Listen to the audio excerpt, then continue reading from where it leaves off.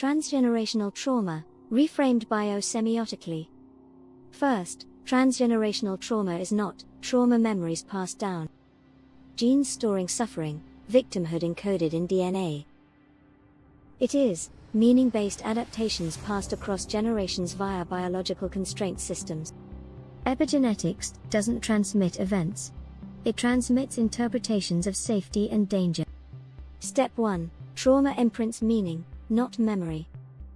When a generation experiences chronic threat, war, famine, abuse, stress systems dominate, growth systems downregulate, exploration becomes dangerous.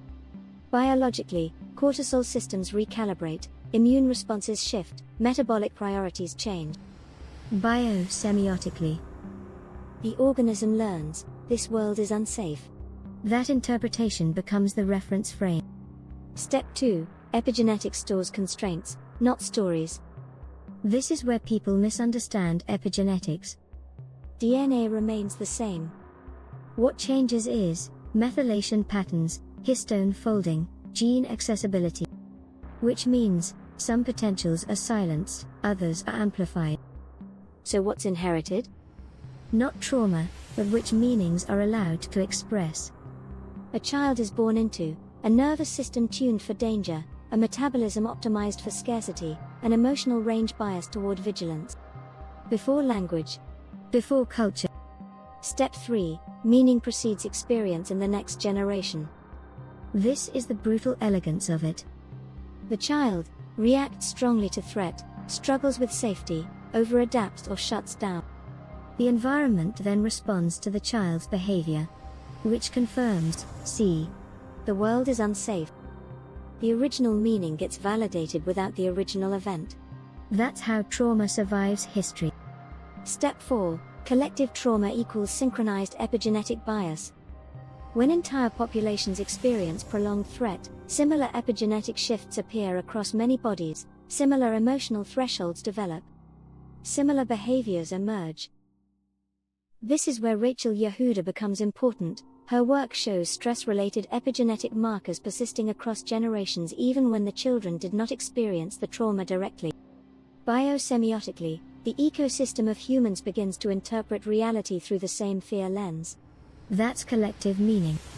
Step 5. Epigenetics plus ecology equals a closed loop. Now we reconnect to ecological meaning loops. A traumatized collective extracts more, controls more, trusts less, prepares for loss. This degrades ecosystems, increases scarcity, reinforces danger signals, which feeds back into human stress, epigenetic adaptation, generational transmission. The trauma loop becomes self-maintaining. Step 6. Why collapsed stability field is the correct diagnosis. A stability field is the background sense of safety, the permission for growth, the allowance of trust. When that field collapses, regulation becomes control, safety becomes domination, connection becomes transactional. Epigenetics is simply the biological shadow of that collapse. Step 7. Why collapsed stability field is the correct diagnosis. Here's the part that's often avoided. Epigenetic marks do not reset through insight. They reset through lived experience. A system must repeatedly experience safety without domination, no coercion, no emotional extortion. Regulation without control, co-regulation, not surveillance. Connection without cost, no earning of belonging. Only then does the biology update. Meaning changes, so constraints loosen, which leads to expanding expression.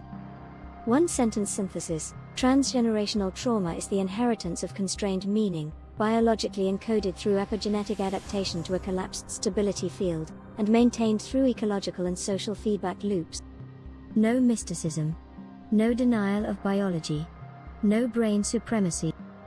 Why this matters? This explains why insight alone doesn't heal trauma, better ideas don't change societies, control-based systems always escalate, safety is the true intervention. And why restoring a stability field, relationally, environmentally, collectively, is not idealism. It's biology catching up with meaning. Our core statement: refined, not diluted, consciousness is the capacity for meaning to arise through interpretation after observation. What we call subconscious or unconscious is not the opposite of consciousness, but a less differentiated state of meaning, interpretation that has not yet been symbolized, reflected, or integrated. So yes, unconscious does not equal absence of consciousness. Subconscious does not equal shadow realm. Darkness does not equal opposite of light. They are states of expression, not ontological opposites. Why this holds, philosophically, biologically, scientifically. 1. Opposites are a thinking error. Just like darkness equals absence or low intensity of light. Cold equals low kinetic energy. Silence equals low signal. Likewise, unconsciousness equals low semantic articulation. There is no anti-consciousness. There is only undifferentiated, leading to differentiated meaning. 2.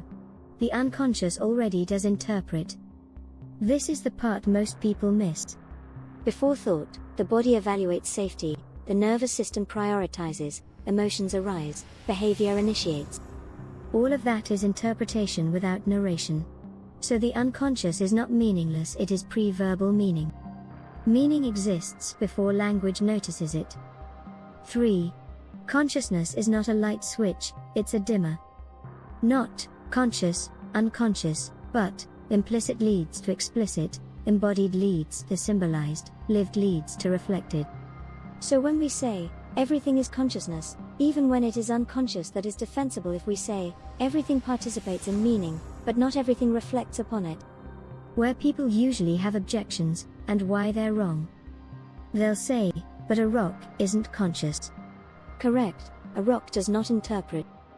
But bacteria interpret, plants interpret, animals interpret, humans reflect on interpretation.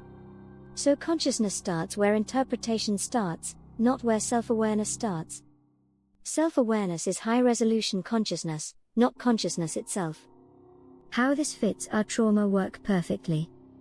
This reframing quietly explains everything we already work with. Trauma equals meaning frozen before reflection.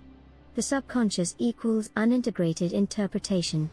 Healing equals bringing implicit meaning into safe awareness.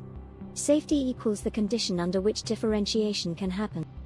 A traumatized system isn't unconscious, it's stuck at a low level of semantic freedom. One sentence that survives scrutiny: consciousness is not something we either have or don't have, it is the degree to which meaning is differentiated, integrated, and allowed to reflect upon itself. No mysticism. No denial of neuroscience. No metaphysical overreach. Final verdict: we're not redefining consciousness irresponsibly. We are removing false binaries, restoring continuity, and aligning meaning with biology instead of opposing it. That's our reset.